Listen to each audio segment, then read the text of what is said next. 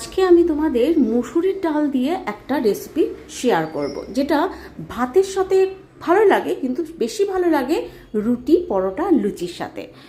এটার জন্য ডালটাকে এমনভাবে সেদ্ধ করবে, দেখো আমি সেদ্ধ করেছি, বেশি জল দিয়ে বসাবে না, যাতে ডালগুলো গোটা গোটা থাকে কিন্তু সেদ্ধ হয়ে যায়।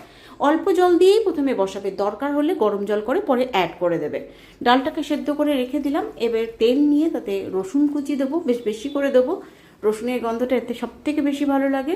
রসুনটা যখন হালকা লাল হয়ে আসবে, একটুখানি ভাজবো, বেশিক্ষণ ভাজার দরকার নেই। হালকা লাল যখনই হয়ে যাবে, কাঁচা লঙ্কা দিয়ে দেবে। যে যেরম ঝাল খাও, একটু ঝাল ঝাল করো, নয়তো ভালো লাগবে না। হালকা একটু ঝাল করো। আমি কাঁচা লঙ্কা দিয়েছি, দিয়ে ভালো করে লঙ্কাটার গন্ধটা যাতে চলে যায়, সে 2-3 সেকেন্ডই লাগে ভাজতে।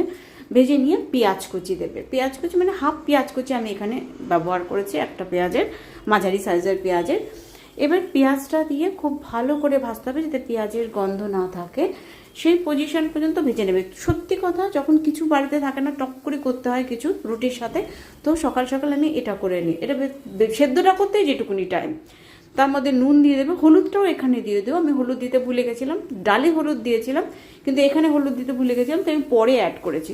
তোমরা হলুদটা এখানেই দিয়ে দেবে। দিয়ে ডাল যেটা শুকনো করে রেখেছো, দেখো আমার ডালগুলো কিন্তু ভেঙে যায়নি, সেদ্ধ হয়ে গেছে কিন্তু প্রত্যেকটা, কিন্তু ভেঙে যায়নি। এবার আস্তে আস্তে নাড়িয়ে নিয়ে যখন দেখবে একদম মশলার সাথে মিশে গেছে, শুকনো শুকনো হয়ে এসছে, ব্যাস সার্ভের জন্য তৈরি হয়ে যাবে এই ডালের রেসিপিটা। নাম আমি জানি না, তোমরা নাম দিয়ে নিও। এরমভাবে তৈরি করে দেখো, ভালো লাগবে। ধন্যবাদ।